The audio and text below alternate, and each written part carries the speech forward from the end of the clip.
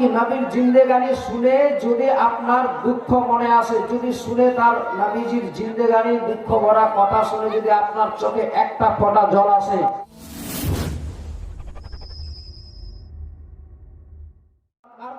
ওয়াদা, এটা হচ্ছে খোদার ওয়াদা, বললে আপনি সওয়াব পাবেন।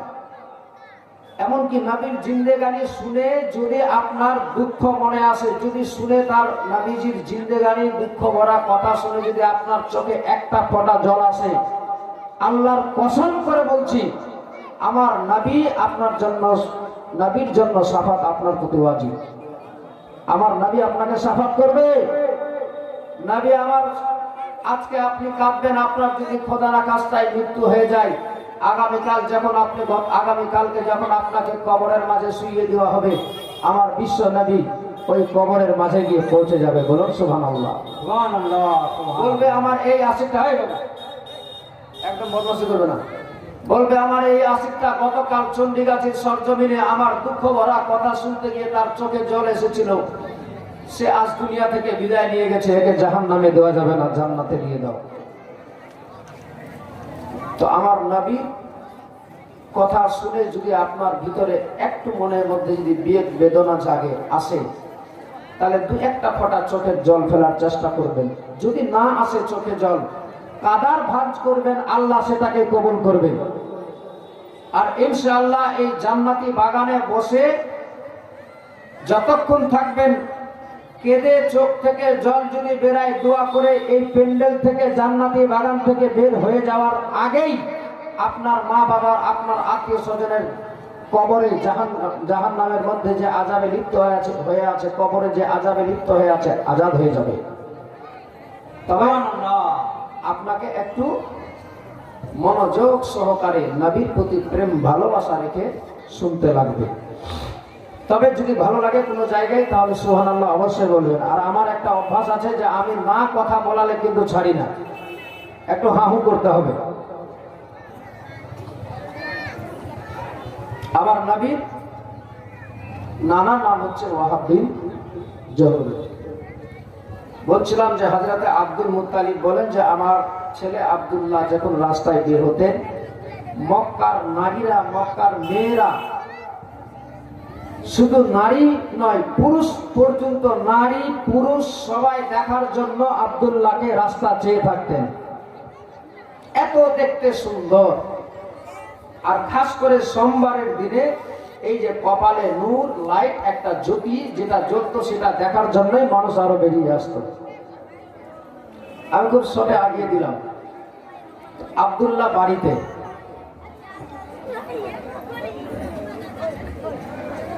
তোদেরকে পিছনে করে দেবো যদি এরকম করিস। এরা যদি এখানে বলাবলি করে, তো আমার ডিস্টার্ব হচ্ছে না, একদম বলবে না বাবু, তোদের দরকার আছে, কিন্তু বলাবলি করতে গেলে হবে। একজন পিছে বসে যান, তারই হয়ে যাবে, উঠাতে হবে না, বসে যান একজন, আর মিডিলে বসে একজন। ভাই খুব আগিয়ে যাচ্ছি আমি, নাহলে আপনারা পরে বলবেন যে নবী জীবনে এরকম বলে, এতগুলো সব ছেড়ে দিল আর চটচট করে বলে চলে যাচ্ছে। আমি খালি শুধু ইশারা দিচ্ছি, নবীর প্রেম ভালোবাসা কতটুকু আমাদের হওয়া দরকার, এটুকু ইশারা করে বিদায় নিব। দেখুন, আমার নবীর আব্বা আব্দুল্লাহ বাড়িতে আব্দুল মুত্তালিবের সঙ্গে 9 ছেলে গিয়েছেন, যাচ্ছেন সফরে। কোথায় যাচ্ছেন? জোরে বলেন, কোথায়? সফরে যেতে যেতে রাস্তার মধ্যে মুলকে শামে যেতে গেলে মদিনা পড়ে রাস্তার ধারে। যে মদিনা, সোনার মদিনার নাম আগে মদিনা ছিল না, আমার নবী ছোঁয়াতে হয়েছে সোনার মদিনা। আগে এসরাফ নামে সব জানত। ওই তো বলছে, এসরাফ নামে ছিলে তুমি, অলক্ষণের দেশ, বড়ই মারাত্মক ছিল তোমার পরিবেশ। আমার নবীর ছোঁয়া লেগে সারে মদিনা। শোনাবো ইনশাআল্লাহ, গজল আছে। তবে আগে কিন্তু নাম ছিল না সোনার মদিনায়, ওই রাস্তা দিয়ে পড়তো। আব্দুল মুত্তালিবের 9 ছেলেকে সঙ্গে করে নিয়ে সফরে যাচ্ছেন। যেতে যেতে মাগরিবের নামাজের সময়, আসরের টাইম বা ইফতিলাফ যাচ্ছেন, যেতে যেতে আব্দুল মুত্তালিব ভাবলেন যে রাত্রি তো হয়ে গেল, এখানেই আজকে একটু রেস্ট নিতাম। তো ওয়াহাব বিন জহুরের যে কর্মচারী ছিল, সে দারোয়ান দরওয়াজার মধ্যে দাঁড়িয়ে আছে। আব্দুল মুত্তালিব তাকে যে বলছে, ভাই বাড়ির মালিক আছে? বলে হ্যাঁ আছে। দেখা হবে? বলে না। কেন? বলে আমার মালিক এখন নামাজ আদায় করছে। বলে ঠিক আছে, তাহলে নামাজ কমপ্লিট হয়ে যাক, তারপরে নাই কথা বলা যাবে তো? বলে হ্যাঁ, আগে নামাজ হয়ে যাক, মালিককে জিজ্ঞেস করব, যদি ডাকে তবে হবে দেখা, নচেত হবে না। আব্দুল মুত্তালিব বললেন যে ঠিক আছে, ততক্ষণ দাঁড়িয়ে থাকি, আমি অপেক্ষা করছি। দাঁড়িয়ে থাকলেন। নামাজ কমপ্লিট হওয়ার পরে কর্মচারীটা গিয়ে বলছেন, জাহাপানা হুজুর, আপনার সঙ্গে একজন সাক্ষাৎ করতে এসেছে। কি নাম? বলে নাম তো আমি জানি না। বলে যাও জিজ্ঞেস করে এসো কি নাম, বাড়ি কোথায়। তো কর্মচারীটা এসে বলছেন, আচ্ছা আপনার বাড়ি কোথায়? বলে আমার বাড়ি মক্কায়।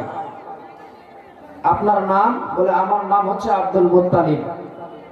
যে বলেন যে আমি হচ্ছি কাবাখানার মতওয়াল্লি সর্দার। বলুন সুবহানাল্লাহ। যেমনি এই কথাটুকু বলেছে, কর্মচারীটা দৌড়ে গিয়ে ওয়াহাব বিন জহুরের কাছে বলছেন, হুজুর, বাদশা মশাই যে এসেছে সে হচ্ছে মক্কায় বাড়ি, তার নাম আব্দুল মুত্তালিব, কাবাখানার সে সর্দার। বলে আরে সেই মতওয়াল্লি, কাবাখানার সর্দার আব্দুল মুত্তালিব, চলো তাড়াতাড়ি করে। আব্দুল মুত্তালিব চলে আসলেন বৈঠকখানাতে। ডাকা হলো তিনাদেরকে। আব্দুল মুত্তালিবের সঙ্গে সঙ্গে 9টি ছেলে ছিল, তারাও এসে পৌঁছালেন। আব্দুল মুত্তালিব আর ওয়াহাব বিন জহুরের সঙ্গে দুইজনাতে কথা হচ্ছে, কারণ ওই রাস্তা দিয়ে যেতে যেতে তার সঙ্গে একটা সম্পর্ক আছে, বন্ধুত্ব আছে, কথা হচ্ছে। তো উনি আব্দুল মুত্তালিব শেষ সময় বলছে, বলে ভাই তোমার কি কয়টা ছেলে? বলে বাবু কাবাখানার মতওয়াল্লি, আমার তো ছেলে নাই, তবে একটাই আমার কন্যা আছে। আব্দুল মুত্তালিব ভাবলেন যে যখন একটা মেয়ে আছে, তো মেয়েটাকে একটু দেখতাম তোমার। তো আব্দুল মুত্তালিবকে বলছে, ভাই আমার মেয়ে কাউর সামনে দাঁড়ায় না। কেমনি হবে ভাই, তাহলে একটু দেখতাম। বলে ঠিক আছে, যখন তুমি বলছোই তো একটু গিয়ে বলি। ওয়াহাব বিন জহুর গিয়ে বলছেন, মা, ও মা। হ্যাঁ আব্বা বলো। কি বলবে বলো? বলে এমনিতে আসলাম, তোমাকে কিছু দেখবো বলে। বলে তুমি তো এখনই দেখে গেলে বাবা, নামাজ শেষে তো তুমি আমার দিকে তাকালে, তারপরে আবার বলছো। বলে মা, আমার একজন বন্ধু এসেছে মক্কা থেকে, সে দেখা করবে বলে তোমার সঙ্গে মনে করেছে। ওয়াহাব বিন জহুর যেমনি বলেছে, তো বলছে, আব্বা যে এসেছে আপনার বাড়িতে তাকে আমি চিনি। সুবহানাল্লাহ বলা যাবে না? তাকে আমি চিনি। ওয়াহাব বিন জহুর বলছে, তুমি কোনোদিন বাড়িতে পরপুরুষের সামনে বাইরে দাঁড়ালে না, দরওয়াজার সামনে গেলে না, কাউকে দেখলে না, আর বলছো আব্দুল মুত্তালিবের বাড়ি কোথায়? কোথায় মদিনা, কোথায় মক্কা, আর তুমি বলছো আমি তাকে চিনি কি করে? হযরতে মা আমেনা বলছেন, আব্বা তাকে আমি কয়েকবার স্বপ্ন যোগে দেখেছি আব্দুল মুত্তালিবকে। বলুন সুবহানাল্লাহ। আব্বা আমি যাব। মক্কার বুকে মদিনাতে তখন প্রথা ছিল, এক গ্লাস পানি, খিজুর, কোনো অতিথি আসতে গেলে, মেহমান আসতে গেলে পানি খিজুর দেওয়া হয়। তাই হলো খিজুর আর পানি নিয়ে হযরতে মা আমেনা দাঁড়িয়েছেন আব্দুল মুত্তালিবের সামনে। আব্দুল মুত্তালিব দেখার পরে সালাম করলেন, আব্দুল মুত্তালিবকে সালাম করে আব্দুল মুত্তালিব বলছে, দোস্ত তোমার মেয়েটা অতি সুন্দরী। হযরতে মা আমেনা শোনার সঙ্গে সঙ্গে মুচকি হেসে সালাম দিয়ে ভিতরে চলে গেলেন। তো ওয়াহাব বিন জহুর বলছে, ভাই আমার মেয়েটা শুধু সুন্দরী নয়, আমার মেয়েটার একটা আরো ব্যাপার আছে। বলে কি? বলে প্রতি সোমবারের দিন করে তার মাথার কপালের মধ্যে একটা নূর জ্যোতি লাইট বেরিয়ে আসে। বলুন সুবহানাল্লাহ। যেমনি এই কথা বলেছে, আব্দুল মুত্তালিব বলছে, তাহলে দোস্ত আমার বেটা আর তোমার মেয়ের সঙ্গে একটা কানেকশন আছে, এটা আল্লাহর দেওয়া। বলে কেন? বলে তোমার মেয়ের যেভাবে কপালে নূর লাইটটা বেরিয়ে আসে না, সেভাবে আমার ছেলে আব্দুল্লাহরও কপালে সোমবারের দিন করে পেশানিতে লাইট নূর দেখা যায়। এরকম ব্যাপার নাকি? বলে হ্যাঁ। তো দিবে ভাই আমার ছেলেদের সঙ্গে। তো ওহাব বিনদের বলছে, এগুলো ছেলের সঙ্গে দেবো, একটা তো তোমার বেটা দেখতে ভালো না, কারো হাত বেঁকা, কারো নাক বেঁকা, এগুলোর সঙ্গে দিব। আমার এত অতি সুন্দরী বেটি, আর এর সঙ্গে দিব এদের সঙ্গে? বলে না, আমার যে বেটা আসল আছে, যেটা যার জন্য বলছে, সে এখনো আসেনি, সে বাড়িতেই আছে। কথাবার্তা হয়ে গেল, বিয়ে কমপ্লিটও হয়ে গেল খুব শর্টে। বিয়ে কমপ্লিট হওয়ার পরে কয়েকদিন পরে হযরত আব্দুল মুত্তালিব নিজের ছেলেদেরকে ডেকে বলছে, বেটা প্রতি বছরে যেভাবে যেতে হয় সফরে মুলকে সামে, আবারও তেজারত করার জন্য মাল জান নিয়ে যেতে হবে তোমাদেরকে। সব 9 ভাই 10 ভাই মিলে রেডি হয়ে গেল মাল জান নিয়ে যাওয়ার জন্য। আব্দুল মুত্তালিবের কাছ থেকে বিদায় হয়ে সবাই যাচ্ছেন। আব্দুল্লাহ নিজের বিবিকে বলছেন, বিবিরে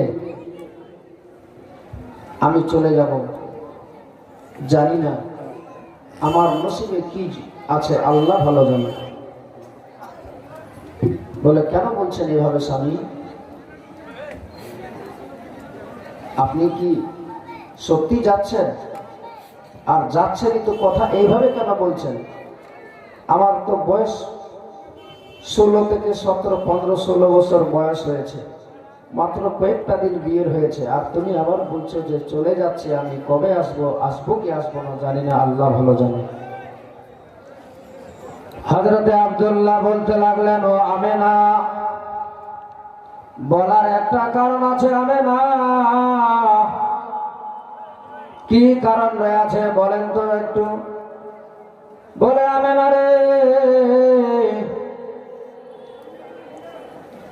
আমি যখন রাত্রিবেলায় ঘুমিয়েছিলাম আজকে, হঠাৎ করে রাত্রিবেলায় স্বপ্ন জগে দেখলাম যেন দুইজন মিলে আমরা বেরিয়েছি নীল দরিয়াতে।